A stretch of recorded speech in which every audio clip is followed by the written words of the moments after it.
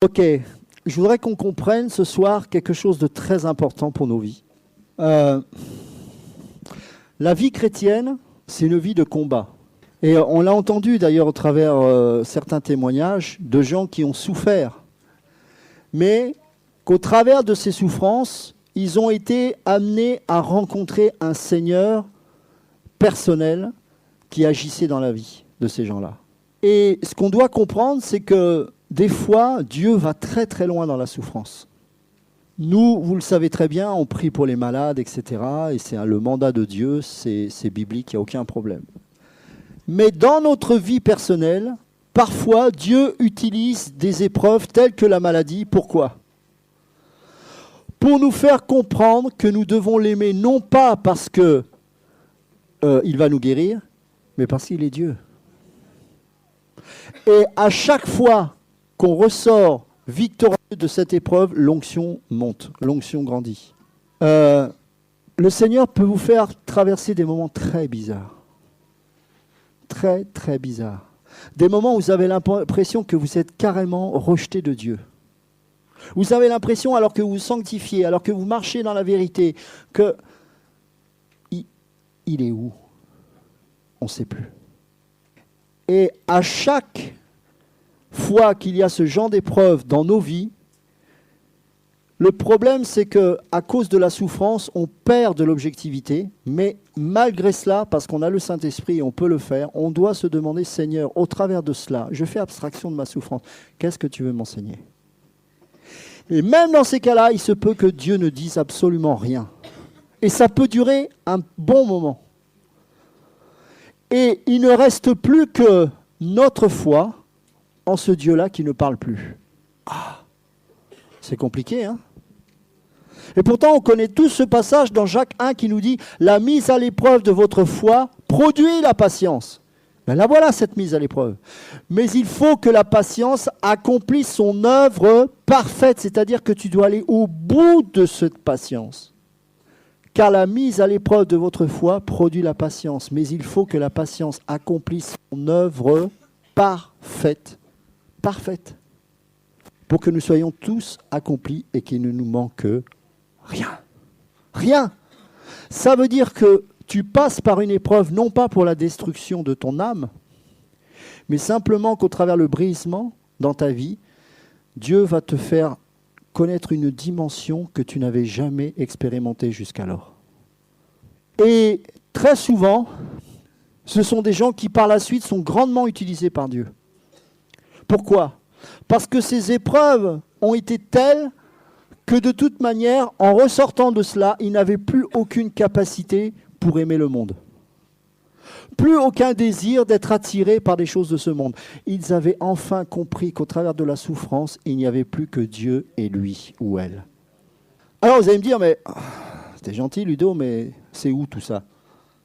C'est partout. Toute la Bible parle de ça. Il n'y a que des bras cassés dans la parole. Paul, quand il dit qu'il y a une écharpe dans la chair, c'est pas un guili-guili. Hein. Il hurlait, il souffrait.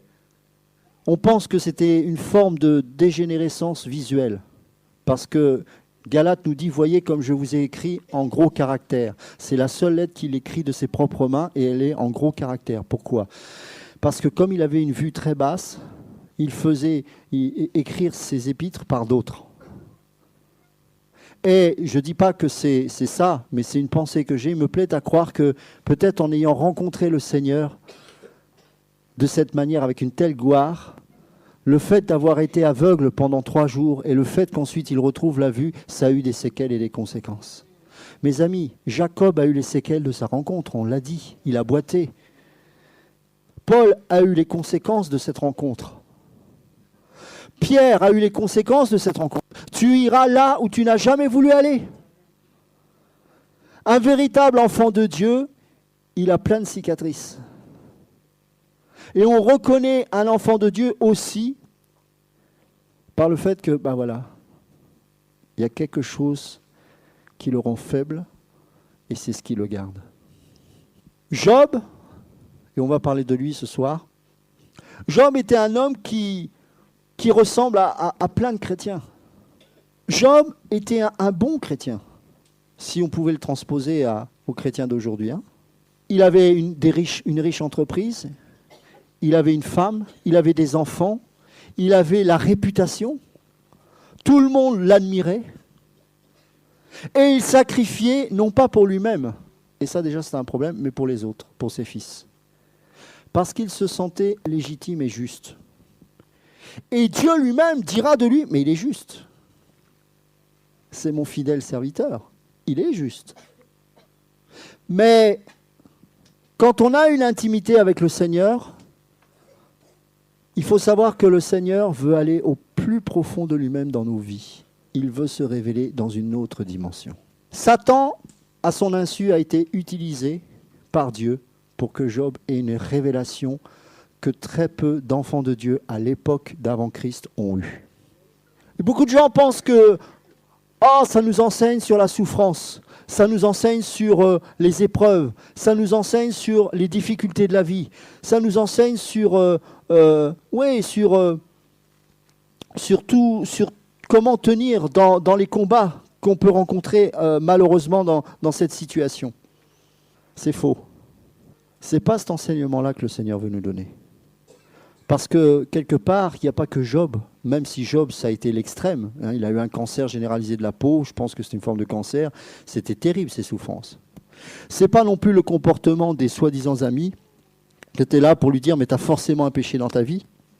Combien de chrétiens qu'on a rencontrés qui viennent à nos côtés alors qu'on sert Dieu, qu'on l'aime, et qui se mettent à juger nos vies simplement parce qu'on souffre. Attention, ne soyons pas ces juges-là parce que le Seigneur va nous reprendre par rapport à ces choses. Tu critiques mon fils alors que je suis en train de l'enseigner. Une épreuve, c'est un enseignement. Je parle pour celui qui marche avec Dieu. Et je voudrais qu'on lise ensemble le livre de Job. Je voudrais qu'on voit au travers de ce personnage comment Dieu, petit à petit, s'est révélé d'une manière extraordinaire. Je dis bien extraordinaire. Allons dans Job chapitre 1, 721. Verset 1, chapitre 1, verset 1. Il y avait dans le pays d'Uz un homme appelé Job. Cet homme était intègre et droit, craignant Dieu et se détournant du mal. Il eut 7 fils et 3 filles. Et son bétail était de 7000 brebis, 3000 chameaux, 500 paires de bœufs et 500 ânesses, avec un très nombre de serviteurs, tellement que cet homme était le plus puissant de tous les orientaux. Je voudrais juste faire une parenthèse. Tout ce qu'a dit par exemple Jérémie, si nous appliquons la parole de Dieu dans l'intégrité, nous pouvons hériter de belles choses de ce type. Mais dans sa souveraineté, justement, et parce qu'il nous aime, il peut arriver qu'à un moment donné, il se passe des choses bizarres. Et il va commencer peut-être à te mettre des bâtons dans les roues, entre guillemets. Tu vas essayer de chasser un démon alors que c'est Dieu qui est dans l'affaire. Et tu vas commencer à te dire, mais Seigneur, tu m'as béni, et là, qu'est-ce qui se passe? Et Job, pour l'instant, on voit que, voilà, il était béni de Dieu. Et cet homme était le plus... Alors, je vais le lire, dans la version... tellement que cet homme était le plus puissant de tous les orientaux. Or, ses fils, allaient et faisaient des festins les uns chez les autres, chacun à son jour. Et ils s'envoyaient appeler leurs 3 sœurs pour manger et boire avec eux. Quand les jours de festin étaient passés, Job envoyait chercher ses enfants pour les sanctifier. Et se levant de bon matin, il offrait des holocaustes selon le nombre de ses enfants. Car Job disait, peut-être mes enfants ont-ils péché et ont-ils blasphémé contre Dieu dans leur cœur? Et Job faisait toujours ainsi. Donc il sacrifiait pour ses enfants parce qu'il avait peur qu'ils pêchent. Et donc il sacrifiait pour eux. Or, il arriva un jour que les fils de Dieu vinrent se présenter devant Yahweh et Satan entra parmi eux. Yahweh dit à Satan, d'où viens-tu? Et Satan répondit à Yahweh, je viens de courir ça et là sur la terre et de m'y promener. Yahweh dit à Satan, n'as-tu point considéré mon serviteur Job, qui n'a point d'égal sur la terre, homme intègre et droit, craignant Dieu et se détournant du mal? Et Satan répondit à Yahweh, est-ce vain que Job craint Dieu? N'as-tu pas mis un rempart tout autour de lui, autour de sa maison, autour de tout ce qui lui appartient? Tu as béni l'œuvre de ses mains et son bétail a fort multiplié sur la terre. Mais étends maintenant ta main, touche à tout ce qui lui appartient et tu verras s'il ne te maudit pas en face. Et Yahweh dit à Satan, voilà, tout ce qui lui appartient est en ton pouvoir, seulement ne porte pas la main sur lui. Donc, Satan ne peut agir sans la permission de Dieu. Et Satan sortit de devant la face de Yahweh. Il arriva donc qu'un jour, comme les fils et les filles de Job mangeaient et buvaient du vin dans la maison de leur frère aîné, un messager vint vers Job et lui dit, « Les bœufs labourés et les ânesses paissés à côté d'eux, et ceux de Séba se sont jetés dessus, les ont pris et ont frappé les serviteurs au tranchant de l'épée. Et je me suis échappé, moi seul, pour te le rapporter. » Cet homme parlait encore lorsqu'un autre vint et dit, « Le feu de Dieu est tombé du ciel, il a embrasé les brebis et les serviteurs et les a consumés. Et je me suis échappé, moi seul, pour te le rapporter. » Cet homme parlait encore lorsqu'un autre vint et dit, « Les Chaldéens se sont rangés en 3 bandes, se sont jetés sur les chameaux et les ont pris. Ils ont frappé les serviteurs au tranchant de l'épée, et je me suis échappé moi seul pour te le rapporter. » Cet homme parlait encore lorsqu'un autre vint et dit, « Tes fils et des filles mangeaient et buvaient du vin dans la maison de leur frère aîné. Voici, un grand vent est venu de l'autre côté du désert et a frappé contre les 4 coins de la maison. Elle est tombée sur les jeunes gens et ils sont tous morts, et je me suis échappé moi seul pour te le rapporter. » Alors Job se leva, déchira son manteau et rasa sa tête, et se jetant par terre se prosterna et dit, « Je suis sorti nu du ventre de ma mère, et nu j'y retournerai. Yahweh a donné, Yahweh a enlevé, que le nom de Yahweh soit béni. » En tout cela, Job ne pécha pas et n'attribua rien à Dieu d'indigne de lui. Le Seigneur a tellement confiance en ce qu'il a déposé dans la vie de son enfant qu'il va pouvoir dire à l'avance à Satan, « Regarde comme il me sert. » Satan, manipulé par le Seigneur, pense que, attends, mais moi je vais lui ôter ce qui le bénit, ce qui fait qu'il peut t'adorer. Et on va voir s'il va continuer à t'adorer. Mais Dieu savait qu'il avait déposé quelque chose dans la vie de cet homme. Je vais te dire quelque chose. On a entendu le témoignage de notre sœur. Parfois on traverse des épreuves et on dit, je ne tiendrai pas. Tu peux même être au bord du suicide. Mais tu sais que, ou tu ne le sais peut-être pas, mais sache une chose, si tu es vraiment un enfant de Dieu, parce que tu le sais au plus profond de ton cœur, quand dans cette épreuve t'en es un, sache une chose, au moment même où tu n'en peux plus, où tu vas baisser les bras, le Seigneur, avant même qu'il t'arrive ce genre de situation, il a déjà dit à Satan, regarde comme cet homme est intègre. La foi, c'est aussi dans ces conditions-là. La foi, c'est aussi dans ces circonstances-là. C'est facile d'avoir la foi quand Dieu nous bénit. C'est facile de croire en celui qui peut tout parce qu'il nous a tout donné. Mais quand on est dans ces moments-là, quand on est dans un camp de concentration, quand on est torturé tous les jours pour sa foi, est-ce qu'on a toujours la foi? Et la foi ne consiste pas à dire « je traverserai les épreuves » en chantant, parce que ce n'est pas facile. La foi consiste à voir dans l'esprit que Dieu dit à l'ennemi, regarde comme cet homme est intègre. La bénédiction de Dieu, c'est une chose. L'approbation de Dieu en est une autre. L'approbation de Dieu, elle peut intervenir là où tu es dans la honte totale, où tu ne ressembles plus à rien, où même les gens, et c'est ce qui s'est passé avec Job, se moquaient de lui. Sa propre femme dira de Job, maudit Dieu et meurt. Le ridicule le plus total, le plus absolu. Et au ciel, Dieu dit, fidèle serviteur. C'est bien de dire que Dieu est souverain, mais dans ces conditions-là, c'est difficile. Et pourtant, ce Dieu maîtrise parfaitement la situation. Il maîtrise parfaitement la situation, quel que soit ton état. Je parle aux chrétiens, bien sûr, qui marchent véritablement avec Dieu. Attention. Je précise cela, et c'était le cas de Job. On continue. Chapitre 2. Or, verset 1.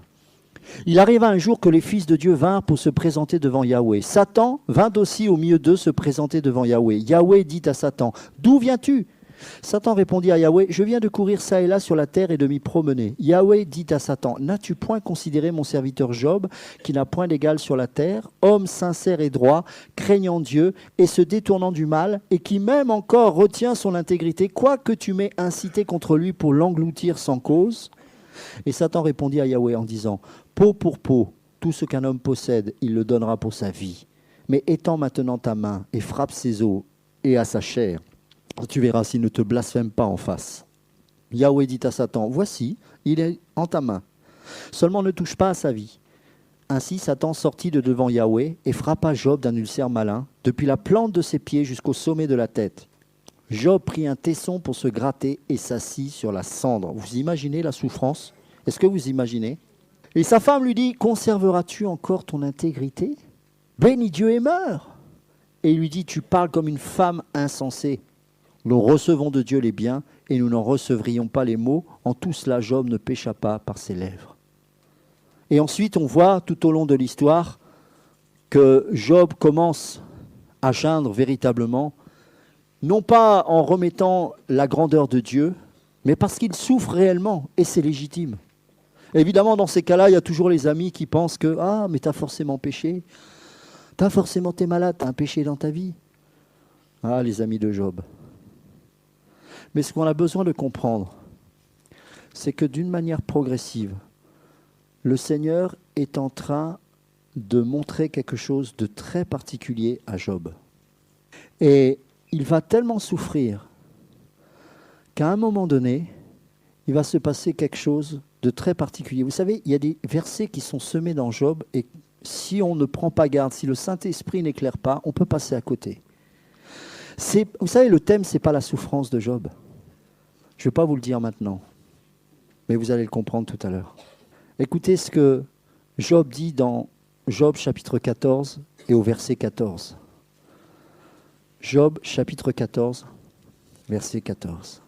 On va prendre à partir du verset 1. Donc chapitre 14, verset 1. L'homme né de la femme est de courte vie et rassasié d'agitation. Il sort comme une fleur, puis il est coupé, et il s'enfuit comme une ombre qui ne s'arrête pas. Cependant, tu as ouvert tes yeux sur lui et tu me conduis en justice avec toi. Qui est-ce qui tirera le pur de l'impur? Personne. Les jours de l'homme sont déterminés, le nombre de ses mois est entre tes mains. Tu lui as prescrit ses limites et il ne passera pas au-delà. Retire-toi de lui afin qu'il ait du relâche, jusqu'à ce que, comme un mercenaire, il ait achevé sa journée. Car si un arbre est coupé, il y a de l'espérance, et il poussera encore et ne manquera pas de rejetons. Quoique sa racine ait vieilli dans la terre et que son tronc soit mort dans la poussière. Dès qu'il sent l'eau, il regerme et produit des branches comme un arbre renouvellement planté. Je voudrais juste qu'on relise le verset 7. Car si un arbre est coupé, il y a de l'espérance et il poussera encore et ne manquera pas de rejetons. Quoique sa racine ait vieilli dans la terre et que son tronc soit mort dans la poussière, dès qu'il sent l'eau, il regerme et produit des branches comme un arbre nouvellement planté. Il avait compris que dans le processus de la nature, ce processus de la pourriture amenait à une renaissance. Mais quant à lui, voici ce qu'il va dire au verset 10. Mais l'homme meurt et perd toute sa force. Il expire, et puis, où est-il? Comme les eaux s'écoulent de la mer, et une rivière s'assèche, et tarit, ainsi l'homme est couché par terre et ne se relève plus. Jusqu'à ce qu'il n'y ait plus de cieux, il ne se réveillera plus et ne sera pas réveillé de son sommeil. Oh, que tu me caches dans le shéol, que tu me gardes à l'abri, jusqu'à ce que ta colère soit passée, que tu me donnes un terme avec lequel tu te souviendras de moi. Si l'homme meurt, revivra-t-il? J'attendrai donc tous les jours de mon combat jusqu'à ce qu'il m'arrive du changement. Le Seigneur est en train de l'amener dans une dimension qu'il n'avait pas saisie. La relation qu'il développait avec Dieu n'était pas seulement faite pour qu'il soit heureux sur cette terre. N'oublions pas que sous l'Ancienne Alliance, la bénédiction était aussi matérielle, et particulièrement auprès du peuple juif. Là, ce n'était pas le cas, c'était un patriarche d'avant la loi. Mais la bénédiction spirituelle se manifestait au travers de richesses matérielles, d'enfants, de troupeaux, etc. Et donc, il avait une vision de Dieu qui était limitée à ça. Vous m'entendez? Qui était limitée à ça. Mais l'enseignant des enseignants, c'est Jésus. Et donc là, il est en train de l'amener dans une direction qu'il ne pouvait pas saisir jusqu'à présent. Il est en train de dire, mais moi, une fois que je suis mort, je vais dans le shéol. cache-moi dans le séjour des morts, j'en peux plus. J'en peux plus. Pour lui, la mort est une libération, mais en même temps une finalité. Mais pour Dieu, il voulait l'amener à comprendre que la mort n'était pas une finalité. Est-ce que vous commencez à comprendre? Ok, on continue. Au bout de cette souffrance, il reçoit enfin une révélation que nous tous chrétiens utilisons, peut-être d'une manière trop familière. Et dans Job chapitre 19, ce même Job va dire ceci, verset 25. On va prendre verset 21. Ayez pitié de moi, vous mes amis, car la main de Dieu m'a frappé. Pourquoi me poursuivez-vous comme Dieu me poursuit sans pouvoir vous rassasier de ma chair? Plût à Dieu que maintenant mes discours fussent écrits, plût à Dieu qu'ils fussent gravés dans un livre avec une touche de fer et sur du plomb et qu'ils fussent taillés sur une pierre de roche à perpétuité. Écoutez ça. Car je sais que mon Rédempteur est vivant et qu'il demeurera le dernier sur la terre. Après que ma peau, ce reste, aura été détruit, sans ma chair, je verrai Dieu. Je le verrai moi-même, et mes yeux le verront, et non un autre. Mes reins se consument dans mon sein. Vous devrez plutôt dire, pourquoi le persécutons-nous, puisque le fondement de mes paroles se trouve en moi. Ayez peur de l'épée, car la fureur avec laquelle vous me persécutez est du nombre des iniquités qui attirent l'épée. C'est pourquoi sachez qu'il y a un jugement. Je voudrais qu'on relise le verset 25. Car je sais que mon Rédempteur est vivant, et qu'il demeurera le dernier sur la terre, après que ma peau, ce reste, aura été détruit. Sans ma chair, je verrai Dieu. Alléluia. Est-ce que vous saisissez? Le thème de ce livre, c'est tout simplement la résurrection. C'est tout simplement la résurrection. C'est que le Seigneur était en train de le comprendre, de lui faire comprendre ceci. Moi, effectivement, je suis ton Rédempteur. Et je vais te faire goûter quelque chose qu'aucun homme jusqu'alors n'a pu comprendre dans tous les enseignements que j'ai pu leur donner. Ton corps peut pourrir. Tu peux avoir une haleine fétide. Tu peux avoir même des pertes de mémoire. Si tu t'accroches à moi, si tu crois en moi jusqu'au bout, sache que moi, j'ai décrété que tu étais juste. Et qu'à la fin de cette pourriture, tu vas expérimenter la résurrection. Comment peux-tu comprendre que Jésus est ressuscité si tu ne passes pas par là? Ah, Jésus est ressuscité. Ressuscité de quoi? Ressuscité de quoi? De la mort, du rejet, de l'indifférence, de la maladie, de la souffrance. Quand tu souffres, au point où on a pu entendre tout à l'heure ce genre de témoignage, notamment de notre sœur, sache une chose, je sais que mon Rédempteur est vrai. C'est-à-dire qu'au bout de cette situation, il y a la résurrection. Et aujourd'hui, on doit comprendre que pour être amené à la véritable conversion, avant même d'être dans la vie chrétienne, il faut mourir. Pourquoi il y a aussi peu de conversions aujourd'hui? Pourquoi beaucoup de gens qui soi-disant confessent Christ, on n'en voit pas les fruits? Parce qu'ils ne sont pas convertis. Parce qu'ils n'allaient pas trop mal, mais on leur a présenté un Dieu qui leur disait « tu pourras aller encore mieux ». Ou alors, ils allaient effectivement très mal, et on leur a dit « mais ton Seigneur va te donner une vie merveilleuse ». Et puis, avec le temps, on s'aperçoit que ça devient un peu compliqué, et on se dit « mais on m'a menti ». Dieu m'a menti, alors que c'est pas Dieu qui a menti, ce sont les hommes. Croire en la bénédiction matérielle, c'est rejeter la nouvelle naissance. Vous m'entendez? Croire en la bénédiction matérielle, c'est rejeter la nouvelle naissance. Je voudrais qu'on aille dans 1 Corinthiens 15. Verset 1, page 1107. Chapitre 15, verset 1.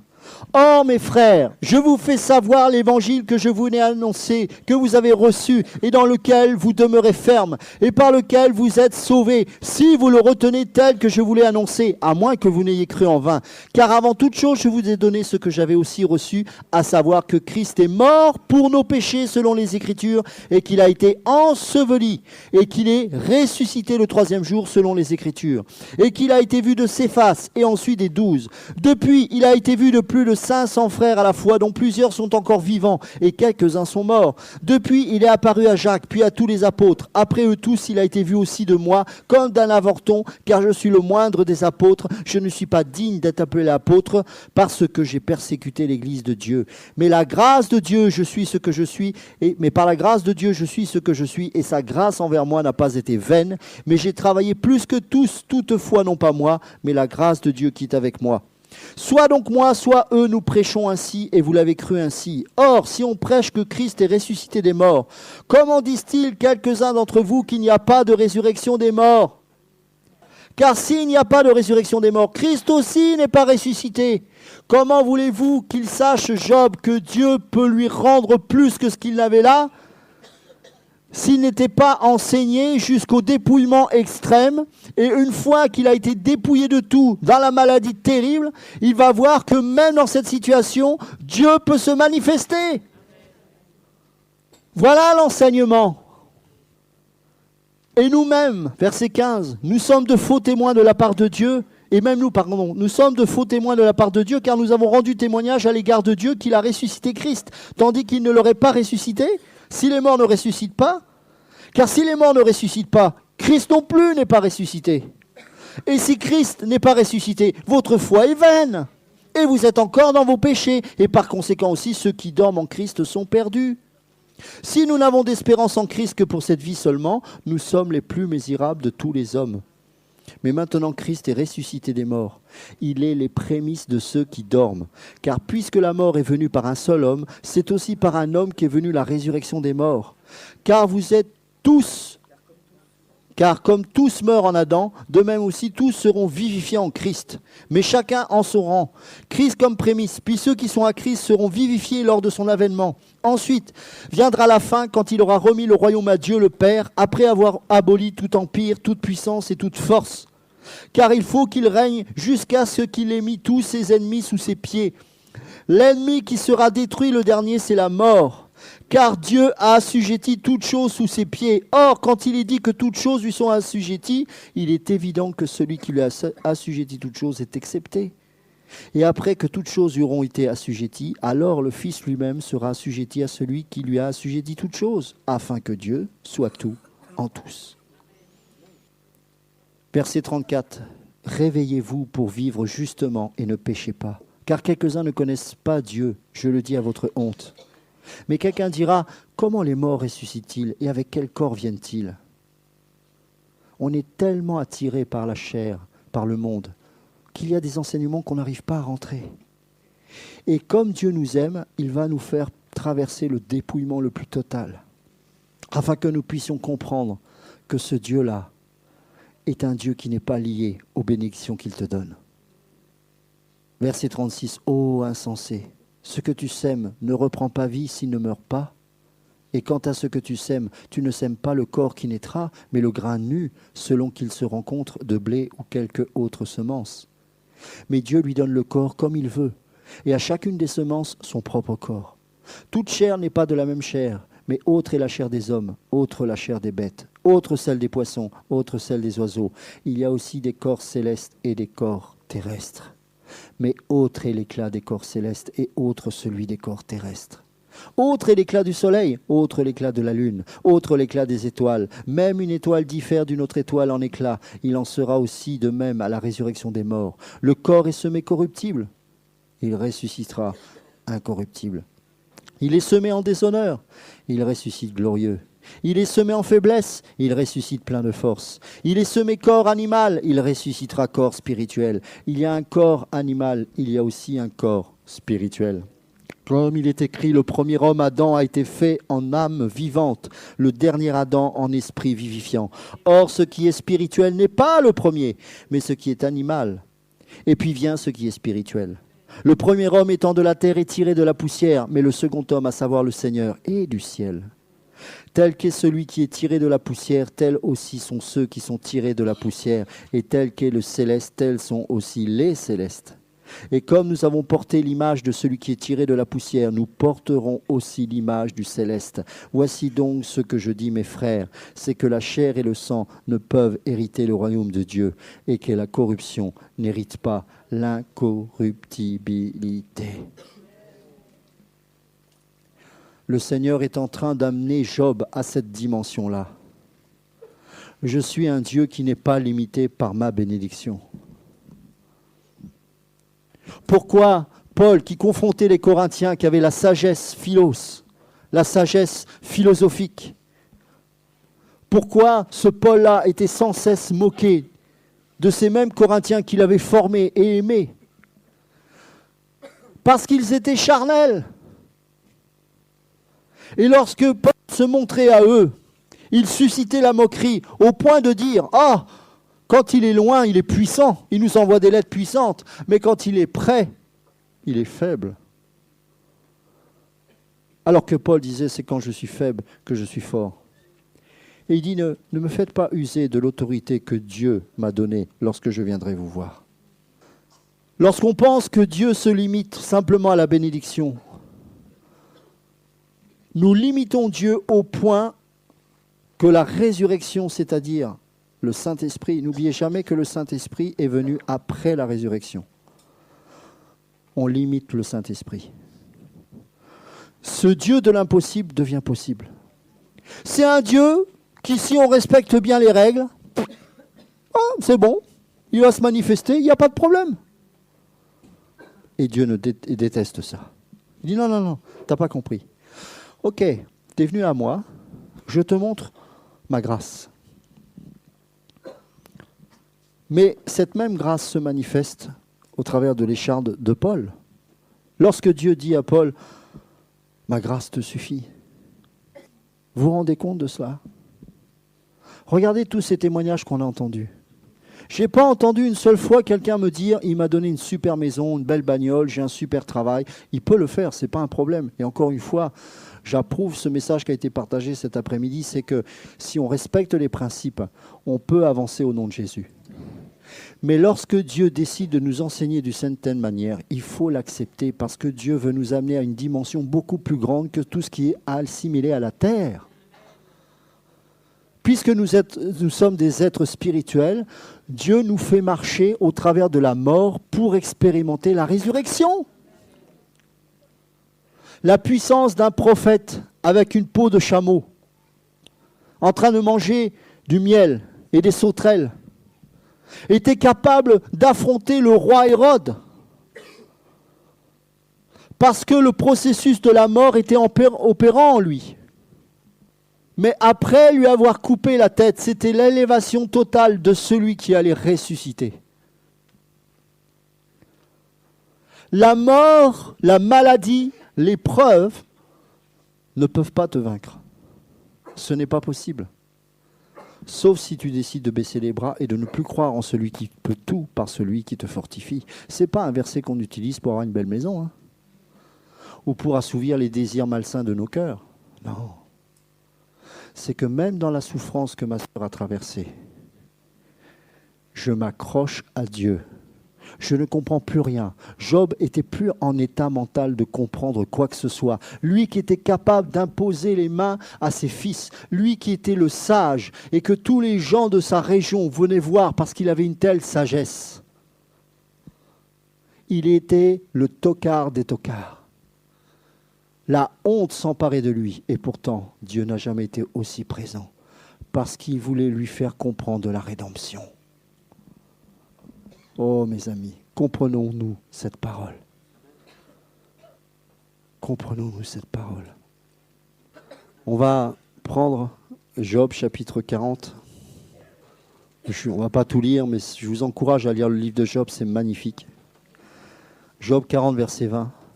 Prendras-tu le crocodile à l'hameçon? Parce que là, évidemment, Job, à force de se plaindre, le Seigneur se manifeste et lui dit, mais qui es-tu pour contester mon œuvre? Est-ce que tu étais là quand j'ai créé toutes ces choses? Est-ce que toi, tu es capable avec ton hameçon de prendre un crocodile? Saisirais-tu sa langue avec une corde? Mettras-tu, verset 21, un jonc dans ses narines? Je vais la lire avec la version, PJC, ce sera mieux. 749. Attireras-tu le Léviathan à l'hameçon? Saisiras-tu sa langue avec une corde? Mettras-tu un jonc dans ses narines? Lui perceras-tu la mâchoire avec un crochet? Accumulera-t-il les supplications? Te parlera-t-il d'une voix douce? Fera-t-il un accord avec toi? Et le prendras-tu pour esclave à toujours? Joueras-tu avec lui comme avec un oiseau? L'attacheras-tu pour amuser les jeunes filles? Les pêcheurs en trafiquent-ils? Le partagent-ils entre les marchands? Couvriras-tu sa peau de dard et sa tête de harpon? Mets ta main contre lui et tu ne te souviendras plus de l'attaquer. Voici, on est trompé dans son attente.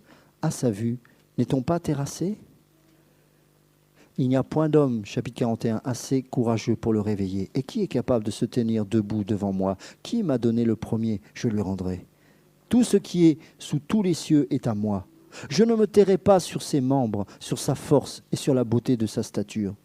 Qui découvrira son vêtement devant ma face? Qui viendra freiner ses mâchoires par un mort? Qui ouvrira les portes devant sa face? Autour du lion habite la terreur. Les rangées de ses boucliers ne sont que magnificence. Elles sont étroitement serrées avec un sceau. L'une se rapproche de l'autre et le vent n'entre point entre deux. Elles sont jointes l'une à l'autre. Elles s'entretiennent et ne se séparent point. Ses éternuements éclaireraient la lumière et ses yeux sont comme les paupières de l'aube du jour.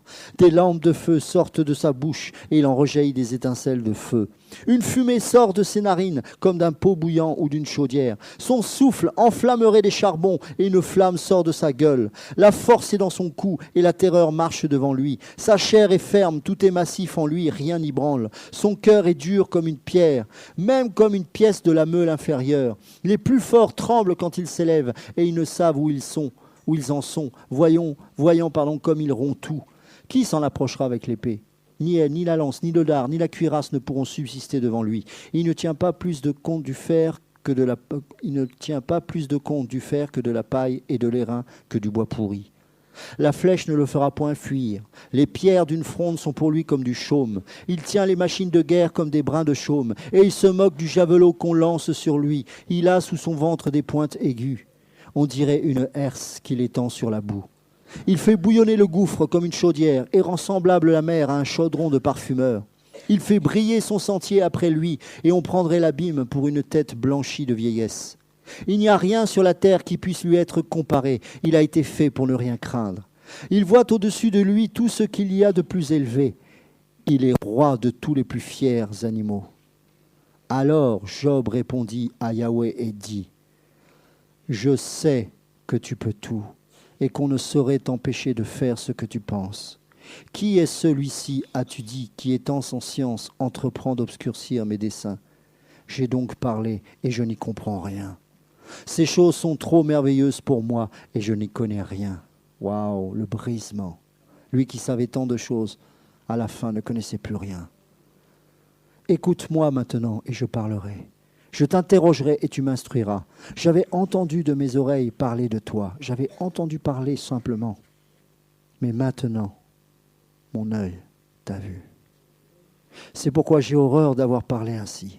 Et je me repens sur la poussière et sur la cendre.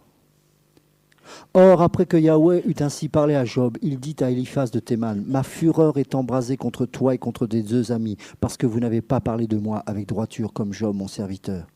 C'est pourquoi prenez maintenant 7 taureaux et 7 béliers, allez auprès de mon serviteur Job et offrez un holocauste pour vous. Job, mon serviteur, priera pour vous, et certainement j'exaucerai sa prière, afin que je ne vous traite pas selon votre folie, car vous n'avez pas parlé de moi avec droiture comme mon serviteur Job. Ainsi Eliphaz de Théman, Bildad de Shoach et Tsophar de Naama vinrent et firent comme Yahweh leur avait commandé. Et Yahweh exauça la prière de Job. Et Yahweh tira Job de sa captivité quand il eut prié pour ses amis. Et Yahweh lui ajouta le double de tout ce qu'il avait possédé, la résurrection. Aussi tous ses frères, toutes ses sœurs et tous ceux qu'il avait connus auparavant vinrent vers lui et mangèrent avec lui dans sa maison.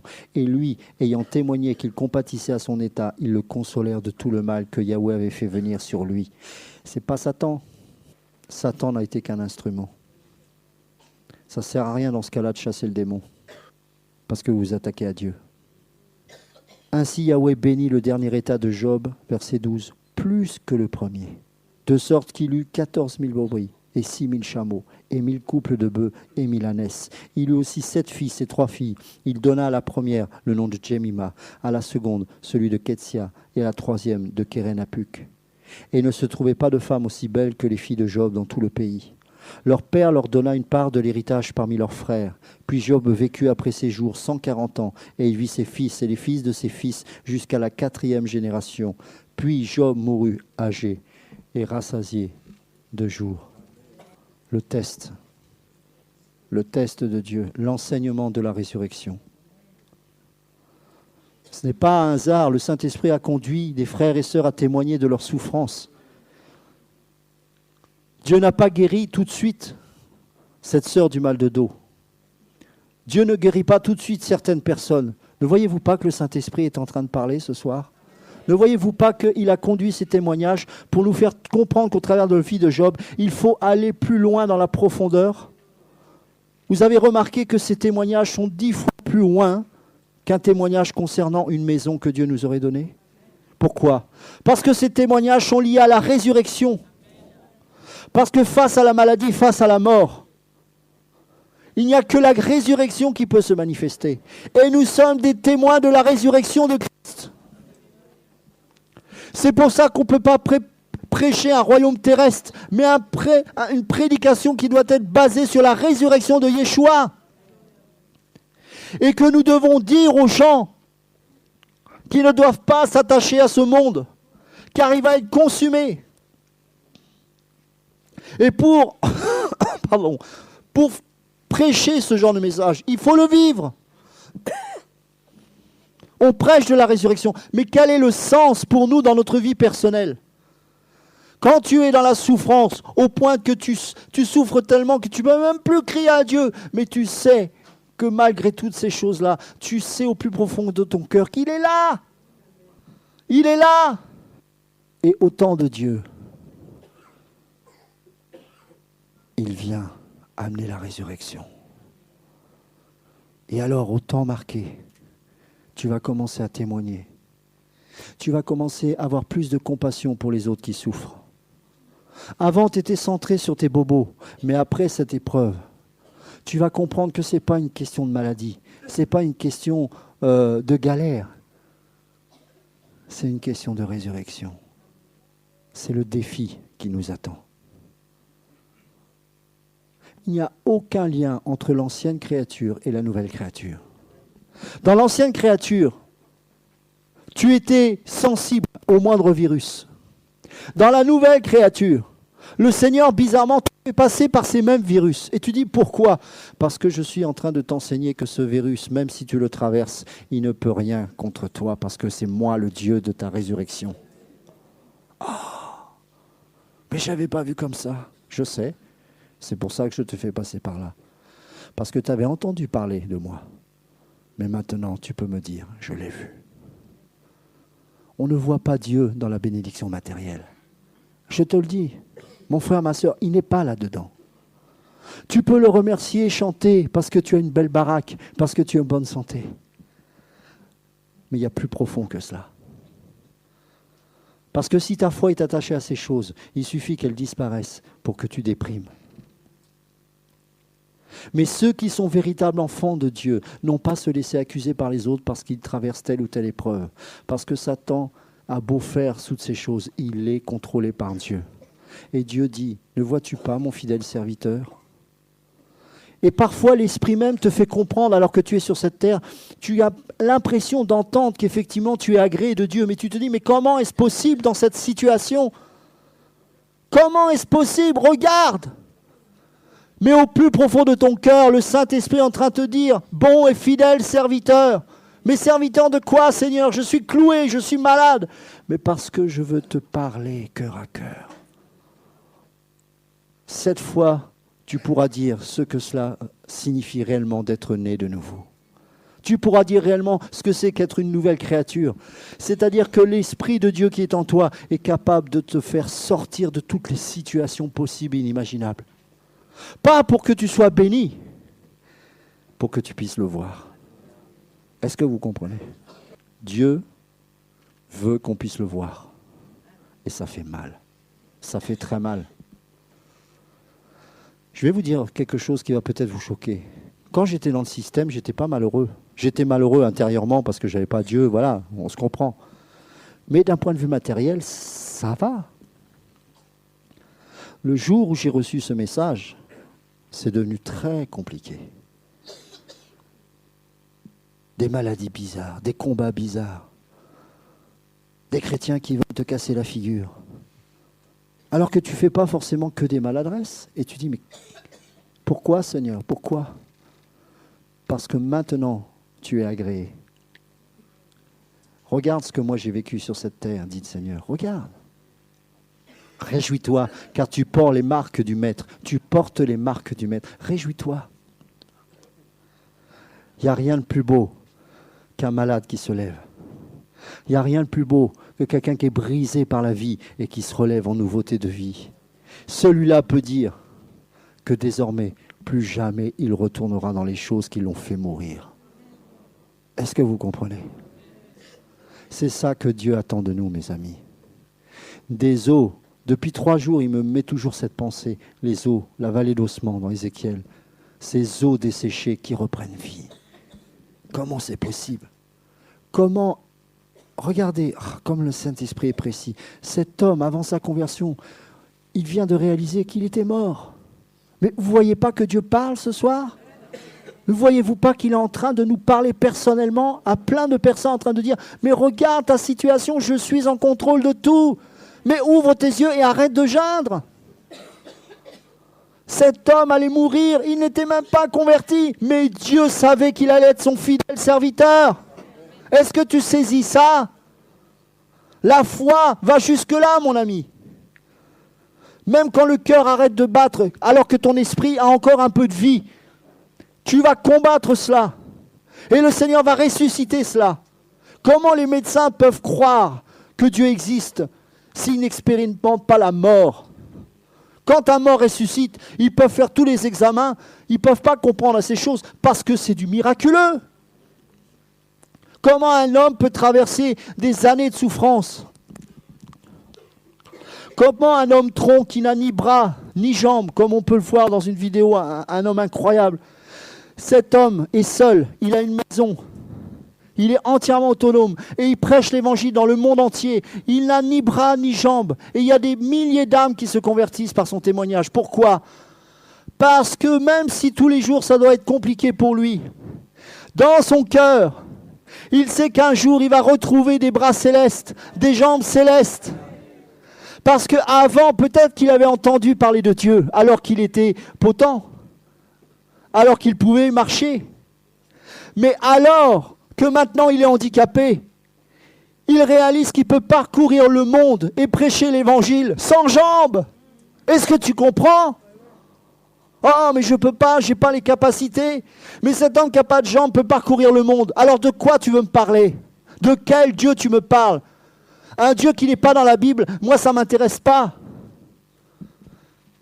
Tu n'as pas besoin d'être dans une condition excellente pour faire quelque chose.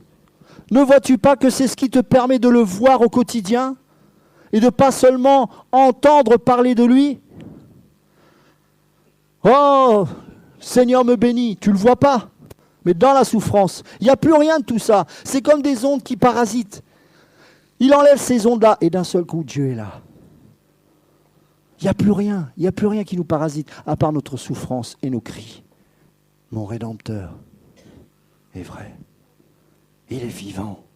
Il n'a jamais été aussi vivant. Même dans mon état. Même dans mon état. Si un homme sans jambes peut marcher dans le monde entier, alors je puis tout par celui qui me fortifie. Peut-être que Dieu ne va pas te donner tes jambes à toi. Quand je dis les jambes, ça peut être plein de choses. Mais justement, tu dois apprendre à marcher sans jambes. Que dis-tu de cela? Tu n'y avais jamais pensé, n'est-ce pas? Mais tu verras Dieu. Oh, tu verras comme tu ne l'as jamais vu jusqu'alors. Tu verras parce que alors que le monde se détériore, alors que la crise économique arrive en France, alors que les gens vont être dans la détresse, toi, dans la disette, tu vas continuer à servir ce Dieu-là. Amen. Levons-nous. Oh Jésus. Seigneur mon Dieu, nous venons à toi ce soir, sans aucune demande. Sans aucune demande. Tu nous as tellement cette semaine donné. Cette fois, et je sais que c'est ton esprit qui nous parle ce soir, cette fois, nous ne te demandons rien. Quelle que soit notre situation ce soir, quelles que soient nos vies, Seigneur, nous voulons juste te dire que tu es bon en tout temps. Nous voulons juste te remercier. Débarrasser de toute motivation impure, de toute motivation égoïste. Nous voulons juste te remercier. Fiévreux, boiteux, fatigués. Non. Nous avons vu que tu nous as guéris. On a vu des guérisons physiques, spirituelles. On a vu des conversions, des baptêmes. Alléluia. Mais ce soir, c'est une autre étape. Ce soir, c'est le soir de la maturité. C'est le soir, il est temps d'être adulte. Il est temps d'être adulte. Il est temps de déposer les masques. Ce soir, c'est un autre niveau de révélation. Le Seigneur vient à ta rencontre. Le Seigneur vient à ta rencontre. Ne sens-tu pas ce Dieu d'amour presser ton cœur? Ne le sens-tu pas? Ne sens-tu pas qu'au travers de ces épreuves, il te préparait à sa rencontre? Ne le sens-tu pas? On nous posait des questions. Est-ce qu'on doit avoir peur de la mort et tout ça? Ne vois-tu pas que Dieu répond ce soir d'une manière extraordinaire? Je n'ai pas de réponse à donner si le Saint-Esprit n'est pas là. Et là, il est en train de te dire, j'ai vaincu la mort. Derrière cette peur de la mort, il y a cet amour de la vie. Le Seigneur, il te dit, je vais te libérer de cette vie. Tu vas pouvoir marcher sur les eaux. Je ne changerai pas les eaux. Les vagues vont toujours être là. Les circonstances seront les mêmes difficiles. Mais par la foi, tu pourras marcher sur les eaux. Tu ne seras plus centré sur toi-même. Ne vois-tu pas combien le Seigneur te presse ce soir? Combien il veut te presser pour te préparer au ciel? Au ciel, il n'y a rien de terrestre, rien. Ceux qui veulent tout abandonner à Christ, vraiment, qui se sentent interpellés par ce message, qu'ils viennent ici et on va prier pour vous. Dieu va encore attirer son peuple. Oh Jésus.